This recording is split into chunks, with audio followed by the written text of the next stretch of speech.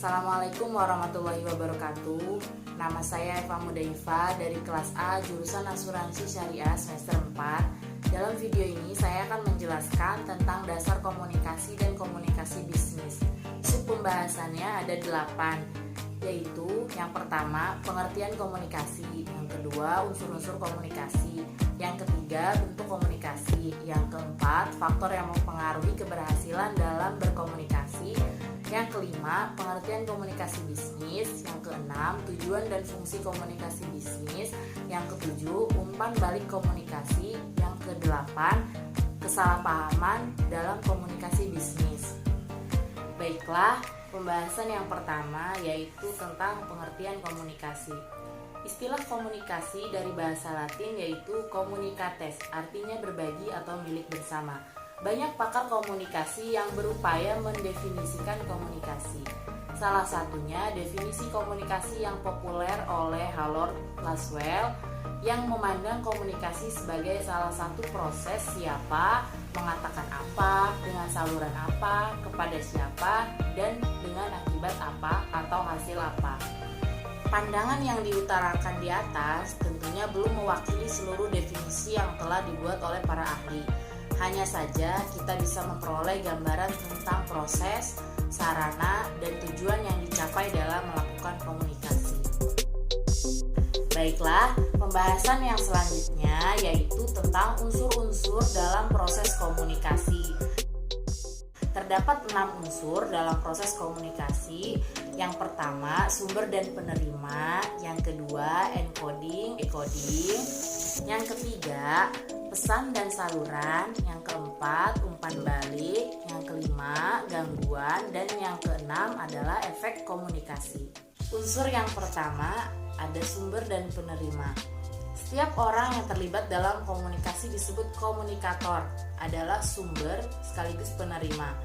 Pada saat pesan dikirimkan dengan berbicara, memberi isyarat tubuh, dan tersenyum, sumber juga akan menerima pesan dari orang lain dengan mendengarkan, membaca, secara visual, dan sebagainya.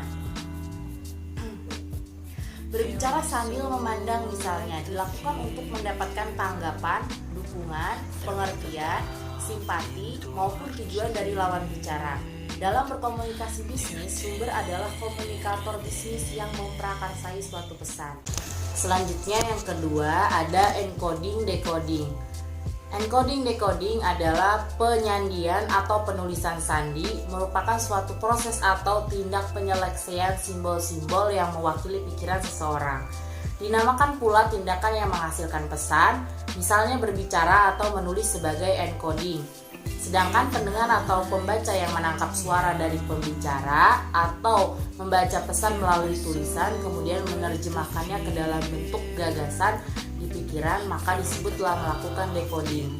Yang ketiga ada pesan dan saluran. Pesan atau message merupakan bentuk yang dituangkan dari ide atau informasi yang disampaikan kepada penerima pesan. Pesan bisnis berbentuk verbal atau lisan dan tertulis, dan non-verbal atau tanpa kata. Contohnya dalam presentasi bisnis, selain menyampaikan pesan bisnis dengan lisan, dilakukan pula dengan senyuman, berjabat tangan, duduk, dan melangkah. Saluran komunikasi adalah media yang dilalui pesan. Contoh saluran media dalam komunikasi bisnis saat ini digunakan melalui media cetak seperti majalah, surat kabar, brosur, baliho, atau media elektronik seperti televisi, radio, film, maupun media internet dan beragam media sosial. Yang keempat ada umpan balik. Pada saat komunikator berbicara, maka pada saat itu komunikator menerima umpan balik kembali baik dari diri komunikator sendiri, seperti mendengar apa yang diucapkan, merasakan gerakan atau melihat yang ditulis. Selain menerima umpan balik dari diri sendiri, komunikator juga menerima umpan balik dari orang lain, misalnya berupa tepuk tangan, jabat tangan, anggukan, kerutan di dahi, senyuman, dan bentuk umpan balik lainnya. Yang kelima ada gangguan. Gangguan adalah gangguan dalam komunikasi yang mendistorsi pesan. Gangguan dalam suatu sistem komunikasi membuat pesan yang disampaikan berbeda dengan pesan yang diterima.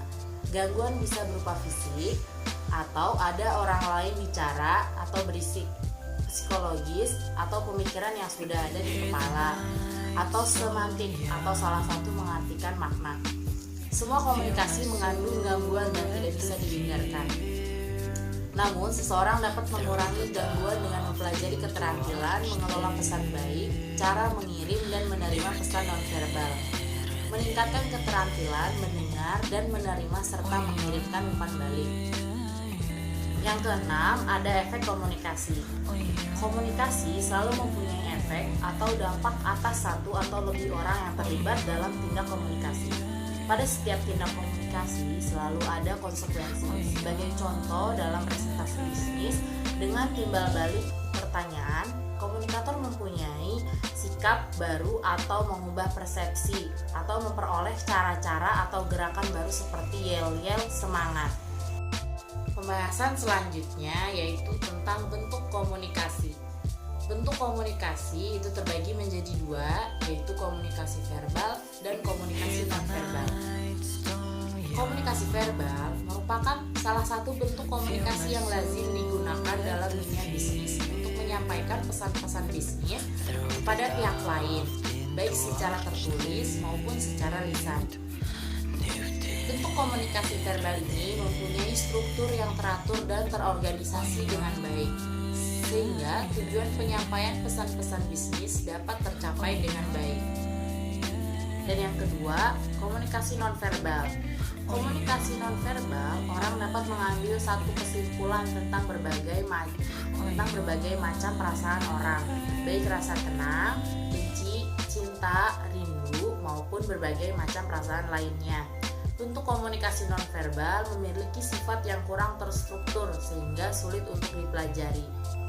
Dasar-dasar untuk mengenali komunikasi nonverbal adalah dengan ekspresi wajah, gerak isyarat, karakteristik vokal, penampilan pribadi, sentuhan, dan waktu dan ruang.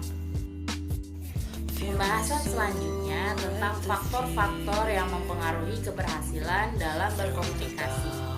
Sebuah proses komunikasi akan berhasil apabila setiap bagian berjalan dengan baik. Dapat dilihat pada gambar, keberhasilan pesan harus didukung oleh keberhasilan komunikator menyampaikan pesan, cara menyampaikan pesan, isi pesan, penerimaan komunikan menerima pesan dan mengirim pesan kembali kepada komunikator. Pembahasan selanjutnya yaitu tentang pengertian komunikasi bisnis.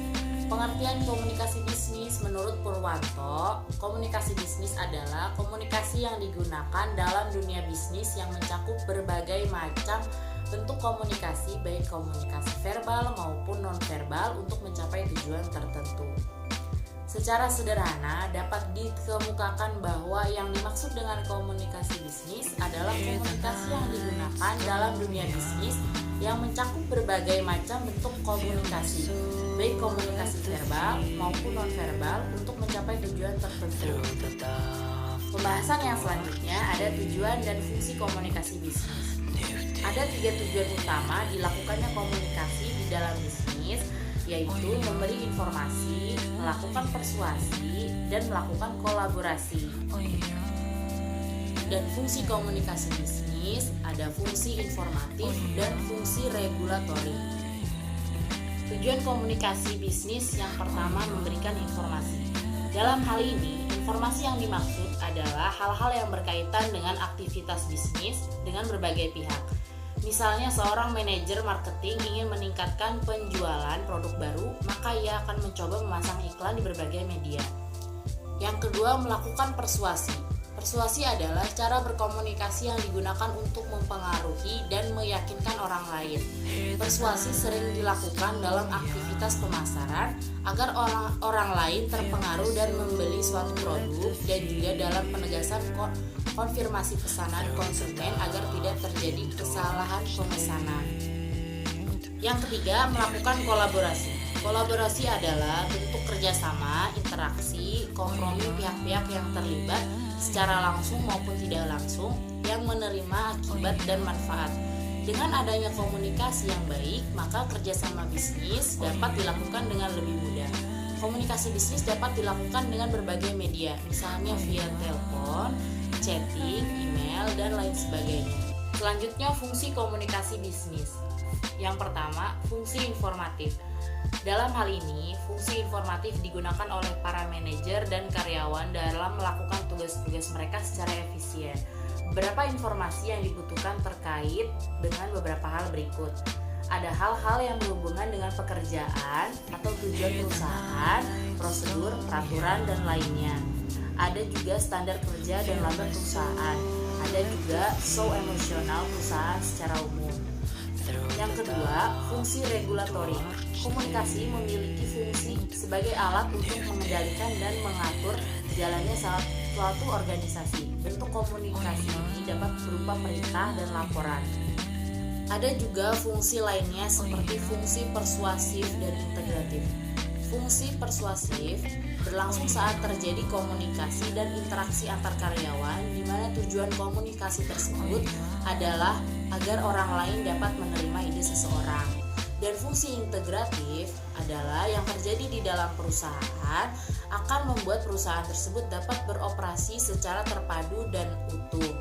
Hal tersebut hanya bisa dilakukan bila komunikasi dan koordinasi di perusahaan berjalan dengan baik. Baiklah, pembahasan selanjutnya ada umpan balik komunikasi.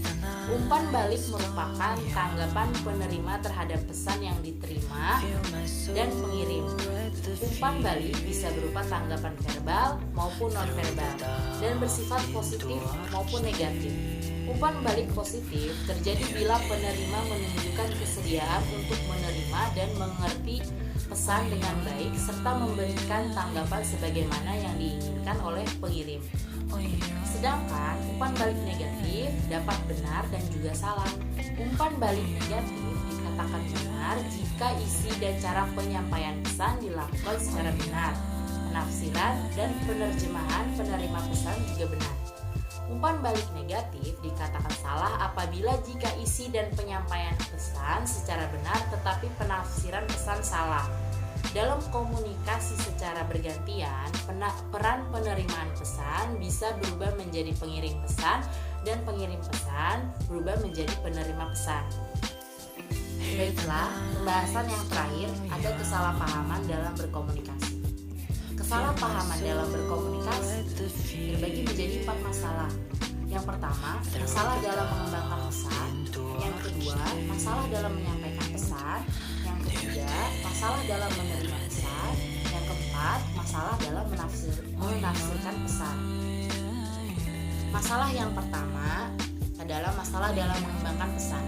Sumber masalah yang potensial dalam mengembangkan suatu pesan adalah memformulasikan suatu pesan.